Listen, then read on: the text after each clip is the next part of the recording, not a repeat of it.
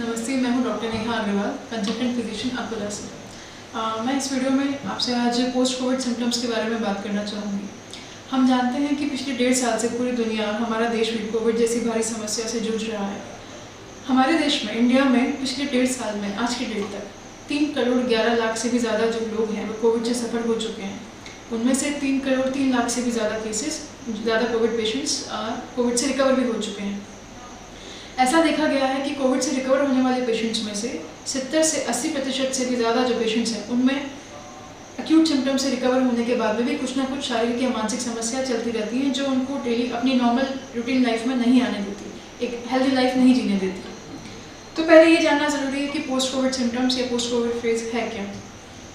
आमतौर पर आप जानते हैं कि कोविड इन्फेक्शन होने के बाद जो उसके शुरुआती लक्षण होते हैं, जैसे बुखार, खांसी, सांस में तकलीफ होना, छाती में जमाव होना, लूज मोशन होना, यूजुअली ये शुरुआती लक्षण होते हैं जो ज़्यादा से ज़्यादा 4 या 6 हफ्ते तक रह के पेशेंट इससे ठीक हो जाते हैं। इसके बाद में अगर RT-PCR कभी कभी नेगेटिव भी आ जाता है और या पेशेंट हॉस्पिटल से डिस्चार्ज कर दिए जाते हैं, उनका ट्रीटमेंट पूरा हो जाता है, तो इसको अक्यूट कोविड फेज कहा जाता है, जो ज़्यादा से ज़्यादा 4 से 6 हफ्ते तक लास्ट करती है या 4 से 6 हफ्ते तक रहती है। अगर ये 6 हफ्ते के बाद में भी पेशेंट्स में कुछ शारीरिक लक्षण या कुछ मानसिक समस्या रहती हैं, जैसे जो कि बहुत कॉमन है, थकावट रहना, मांसपेशियों में कमजोरी होना, जोड़ों में दर्द होना, हाथ पैरों में मूंगे चलना, छाती में जमाव होना, दर्द होना, सांस में तकलीफ होना, ये लक्षण अगर 6 हफ्ते के बाद में भी बने हुए हैं तो इनको पोस्ट कोविड सिम्टम्स या पोस्ट कोविड लक्षण कहा जाता है। अब ऐसे कौन से पेशेंट्स हैं जिनमें ये पोस्ट कोविड लक्षण होने के चांसेस ज़्यादा रहते हैं, वो हमारे लिए जानना बहुत ज़रूरी है।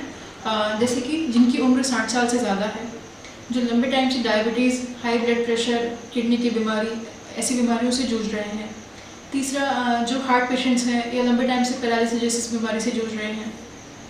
जिन पेशेंट्स को दमा, अस्थमा, COPD जैसी बीमारी है, उन पेशेंट्स के लंग ऑलरेडी पहले से वीक होते हैं, तो ऐसे में उनके लंग्स के ऊपर कोरोना का दुष्प्रभाव लंबे समय तक बने रहने के चांसेस रहते हैं और रिकवरी भी उनकी बहुत स्लो होती है। लास्ट जो इम्पॉर्टेंट पॉइंट है वो है कि जिन पेशेंट्स की इम्यूनिटी वीक होती है, अभी ये वो कौन से पेशेंट्स होते हैं, इनमें सबसे पहले आते हैं जैसे कि कैंसर पेशेंट्स, जिन्होंने कीमो या रेडिएशन थेरेपी लिया है, पहले लिया है या अभी ऑनगोइंग थेरेपी पे हैं, ऐसे पेशेंट्स की इम्यूनिटी कमज़ोर होती है।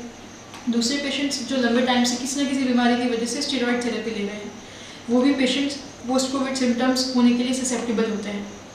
तीसरा, जैसे रूमेटॉइड आर्थराइटिस, गठिया या और जो पुरानी लंबी बीमारियों से जूझ रहे हैं, जिनकी दवाइयाँ काफ़ी भारी रहती हैं, उन पेशेंट्स की भी इम्यूनिटी वीक हो जाती है और वो इस तरह के खतरनाक टाइप के कोविड वायरस के इन्फेक्शन के लंबे टाइम के तक असर बने रहने के लिए बहुत ससेप्टेबल होते हैं।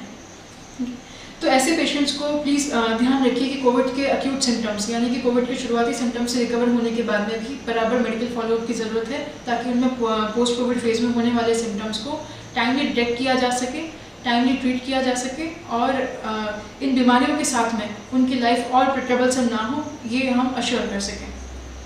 अभी पोस्ट कोविड सिम्टम्स को हम 2 तरह से कैटेगराइज करते हैं। पहला, फिजिकल सिम्टम्स यानी कि शारीरिक लक्षण, दूसरा मेंटल सिम्टम्स यानी कि मानसिक लक्षण। मानसिक लक्षण को हम बाद में डिस्कस करेंगे। पहला है फिजिकल सिम्टम्स या शारीरिक लक्षण। शारीरिक लक्षण को भी हम फिर से 2 तरह से कैटेगराइज कर सकते हैं।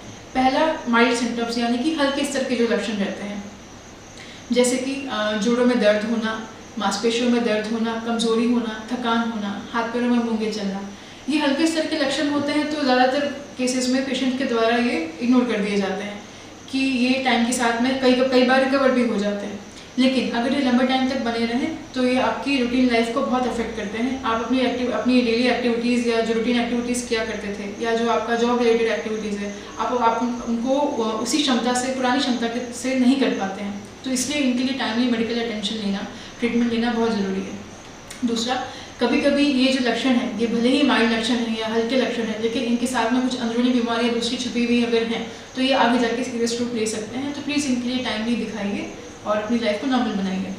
दूसरे तरह के जो कॉम्प्लिकेशंस होते हैं वो है सीरियस कॉम्प्लिकेशंस। सीरियस कॉम्प्लिकेशंस में 2 तरह के कॉम्प्लिकेशंस है। पहला, जो कि कोविड का जो ब्लड में असर रहता है, उसकी वजह से खून का थक्का जमने की टेंडेंसी बहुत ज़्यादा हो जाती है हमारे खून में। तो ऐसे में जो शरीर के जो मेजर अंग होते हैं, जैसे कि हार्ट, ब्रेन, हाथ पैरों की जो बड़ी नसें होती हैं, वहाँ पे खून का थक्का जमने के बहुत चांसेस रहते हैं। तो अगर हार्ट इन्वॉल्व होता है तो हार्ट अटैक के चांसेस होते हैं, ब्रेन इन्वॉल्व होता है तो स्ट्रोक या पैरालिसिस के यानी कि लकवा के चांसेस हो जाते हैं। अगर कोई हाथ या पैरों की नसें ब्लॉक हुई हैं तो ऐसे में अचानक से हाथ या पैर में सूजन आना जो बहुत पेनफुल भी होती है, उसको डीप वेन थ्रोम्बोसिस भी कहा जाता है।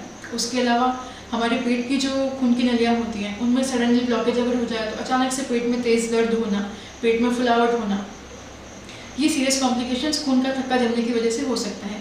दूसरे तरीके का जो सीरियस कॉम्प्लिकेशन है जो वैसे इतना कॉमन नहीं है लेकिन इसका डर लोगों में बहुत व्याप्त है, इसका परसेंटेज जो देखा गया है वो 5 से 8% लोगों में ही कोविड से रिकवर होने के बाद में देखा गया है। लेकिन फिर भी ये सीरियस कॉम्प्लिकेशन है साइनोसाइटिस या साइनोसाइटिस और फंगल इन्फेक्शन। ये साइनोसाइटिस और फंगल इन्फेक्शन जो है इसको टाइमली डिटेक्ट होना बहुत ज़रूरी है, क्योंकि साइनोसाइटिस को अगर शुरुआती लक्षण के स्तर पे ही डायग्नोस कर लिया जाए तो फंगल इन्फेक्शन शुरू ही नहीं होगा, क्योंकि फंगल इन्फेक्शन एक बार बॉडी में अगर आ जाए तो वो ब्रेन या लंग्स को कभी भी इन्वॉल्व कर सकता है। तो इसलिए आपको ये जो सिम्टम्स हैं इनके बारे में डिटेल में मैं आपको नेक्स्ट वीडियो में बताऊँगी, लेकिन इनकी जानकारी आपको होना बहुत ज़रूरी है ताकि आप टाइम से अपने डॉक्टर से मिलकर टाइमली इनको आगे बढ़ने से रोक सकें। आगे की जानकारी अपन नेक्स्ट वीडियो में डिस्कस करें।